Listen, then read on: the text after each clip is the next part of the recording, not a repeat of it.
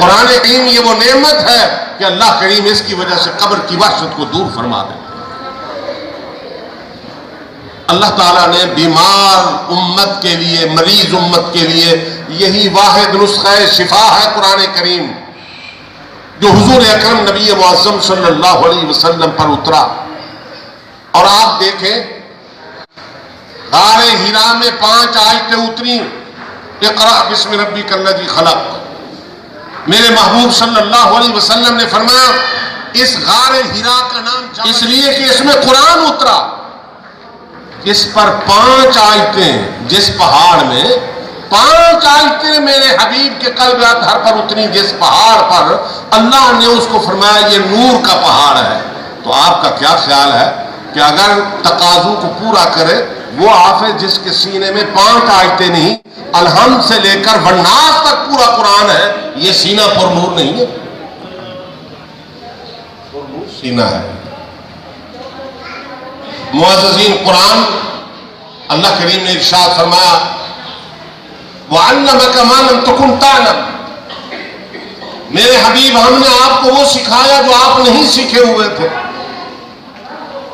علمک، ہم نے آپ کو سکھایا قرآن اور کتاب و حکمت کی تعلیم دی۔ وَكَانَ فَضْلُ اللَّهِ عَلَيْكَ عَظِيمًا، اور یہ اللہ کا بہت بڑا فضل ہے آپ پر۔ دنیا کی ساری نعمتیں ایک طرف، لیکن اللہ نے قرآن کریم کو اپنا فضل قرار دیا۔ وَكَانَ فَضْلُ اللَّهِ عَلَيْكَ عَظِيمًا، یہ بہت بڑا فضل ہے آپ پر۔ قرآن اور حامل قرآن، وحی اور محبت وحی، یہ دونوں ہمارے لیے راستہ دکھاتے ہیں۔ ان ھذا القرآن یہدی للتی ہی اقوم، مناسب راستہ دکھاتا ہے یہ قرآن۔ نبی معظم صلی اللہ علیہ وسلم نے دنیا کو ہدایت عطا فرمائی اور قرآن کریم ذریعہ ہدایت تھا آپ کے پاس، یہ ایسا معجزہ تھا۔ اسی لیے حضرت محمد کریم علیہ السلام اور قرآن کریم یہ دونوں ہمارے رہنما ہیں۔ اس دنیا سے پردہ پوش ہوتے ہوئے اللہ کے نبی نے یہی فرمایا تھا انی تارک فیکم الثقلین، میں تمہارے پاس 2 چیزیں چھوڑ کے جا رہا ہوں، ان تمسکتم لن تضلوا بعدہ، اگر تم اس کو مضبوطی سے تھامے رکھو گے گمراہی نہیں آئے گی۔ کتاب اللہ و سنتی، ایک اللہ کا قرآن اور دوسرا میرا طریقہ، کامیابی ہے۔ ساری کائنات میں یہ عمدہ رہنما ہے، اللہ کا نبی حضرت محمد کریم علیہ السلام اور اللہ کا قرآن۔ حضرت شاہ عبدالعزیز دہلوی رحمۃ اللہ علیہ کے پاس ایک لاٹ پادری آیا اور اس نے بڑے لطیف انداز سے حضرت عیسیٰ علیہ السلام کی فضیلت بیان کرنا چاہی۔ حضرت شاہ عبدالعزیز سے کہنے لگا جی دیکھیں شاہ صاحب، ایک آدمی سو رہا ہے اور دوسرا آدمی بیٹھا ہوا ہے، کوئی آدمی گزر رہا ہے اور اس کو راستہ پوچھنا ہے، تو بیٹھا ہوا آدمی اس سے پوچھے یا سوئے ہوئے سے پوچھے؟ اس کا اشارہ یہ تھا کہ عیسیٰ علیہ السلام تو آسمانوں پر اٹھائے ہوئے بیٹھے ہوئے ہیں اور تمہارے پیغمبر اس دنیا سے چلے گئے، وہ آرام کر رہے ہیں قبر مبارک میں روضہ اطہر میں۔ تو ایک آدمی سویا ہوا ہے اور ایک بیٹھا ہوا ہے، اب راستہ پوچھنے والا بیٹھے ہوئے سے راستہ پوچھے گا، سوئے ہوئے سے تو نہیں پوچھے گا۔ حضرت شاہ عبدالعزیز دہلوی رحمۃ اللہ علیہ نے فرمایا نہیں، راستہ اسی سوئے ہوئے سے پوچھنا چاہیے۔ تو فرمایا جو بیٹھا ہوا ہے، حضرت شاہ عبدالعزیز دہلوی نے فرمایا بیٹھا ہوا بھی اسی سوئے ہوئے کے انتظار میں ہے کہ وہ اٹھے جاگے میں اس سے راستہ پوچھوں۔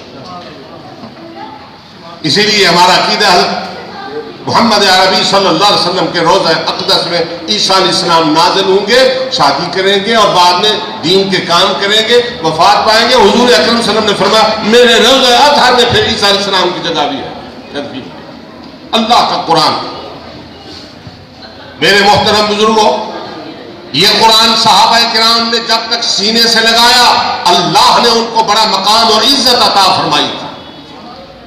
حضرت عمر رضی اللہ تعالیٰ عنہ کو قول اور اثر ہے، اثر حدیث کی ایک قسم ہے، ان اللہ تعالیٰ یرفع بہذا الکتاب اقواما ویضع بہ آخرین، اللہ تعالیٰ اس کتاب، اس قرآن کے صدقے قوموں کو عزت عطا فرماتے ہیں، اور جو قومیں اس قرآن کو پس پشت ڈال دیتی ہیں اللہ تعالیٰ ان کو قعر ذلت میں گرا دیتے ہیں، انحطاط اور زوال میں آ جاتی ہیں۔ عزت قرآن کے ذریعے۔ صحابہ کرام ایک صدی کے اندر اللہ کے قرآن پر عمل کرنے والے تھے، قرآن کا احترام کرنے والے تھے، قرآن کو قانون، دستور حیات، نظام زندگی سمجھنے والے تھے۔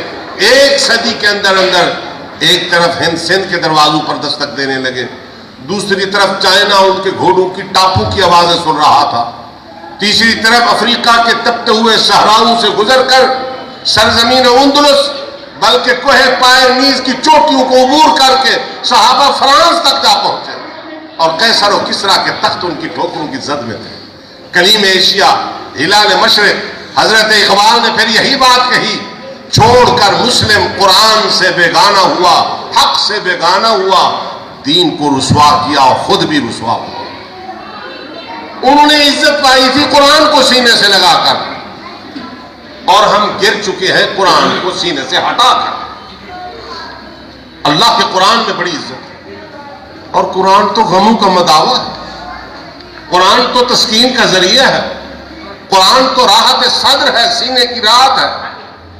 قربان جائیے، امام الانبیاء، محسن انسانیت، عرب کے چاند صلی اللہ علیہ وسلم نے ایک مرتبہ حضرت عبداللہ بن مسعود رضی اللہ تعالیٰ عنہ سے فرمایا، یا ابن مسعود، اے عبداللہ، حرم کے صحن میں، کعبۃ اللہ کے آنگن میں تم میرے سامنے بیٹھ کر مجھے قرآن سناؤ۔ حضرت عبداللہ بن مسعود رضی اللہ تعالیٰ عنہ فرمانے لگے، یا رسول اللہ، فدا کا روحی، میری روح، میری جان آپ پر قربان ہو جائے، قرآن تو آپ پر اترا ہے اور میں آپ کو سناؤں۔ حضور نے فرمایا، آج محمد کا دل غمگین ہے صلی اللہ علیہ وسلم، ابن مسعود تو قرآن سنائے گا، میرا دل باغ باغ ہو جائے۔ تسکین ہے قرآن۔ حضرت عبداللہ بن مسعود رضی اللہ تعالیٰ عنہ فرماتے ہیں، میں نے حضور کو قرآن سنایا، حضور کا چہرہ چمک اٹھا، اور اس کے بعد آپ نے دعا فرمائی، اللہم اجعل القرآن ربیع قلوبنا ونور ابصارنا وجلاء احزاننا وذہاب همومنا یا رب العالمین۔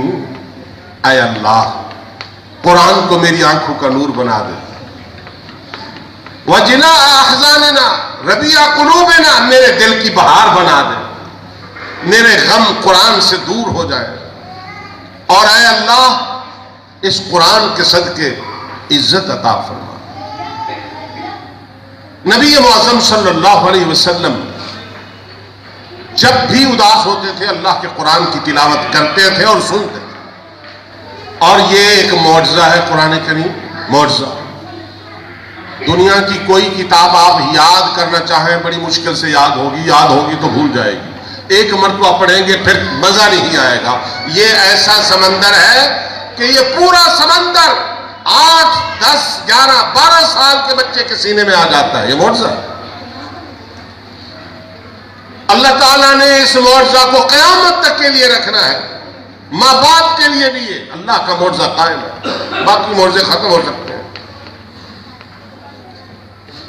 یہ صرف ورقوں میں، گتوں میں، کاغذ میں نہیں رہا یہ قرآن، ما بین دفتین، اللہ نے آسمان والے لوح محفوظ سے اتارا حبیب مکرم کے قلب اطہر پر، اور وہاں سے منتقل ہوا امت کے سینوں میں قرآن، حتیٰ کہ ایک نابینا بھی ہے، آنکھوں سے نابینا ہے مگر قرآن سینے میں، معجزہ ہے۔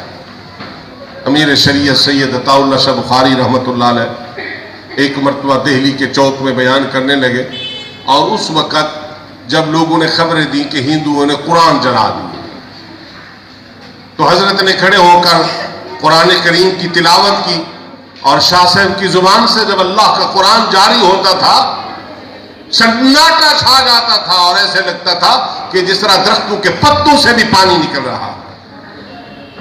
حضرت شاہ صاحب نے فرمایا، ہندو بنیا تو پورے قرآن جلا دے، تو ورقے جلا دے، قرآن کے گتے جلا دے، جو منقوش ہے کاغذوں پر اس کو جلا دے، پھر بھی تو اللہ کے قرآن کو ختم نہیں کر سکتا۔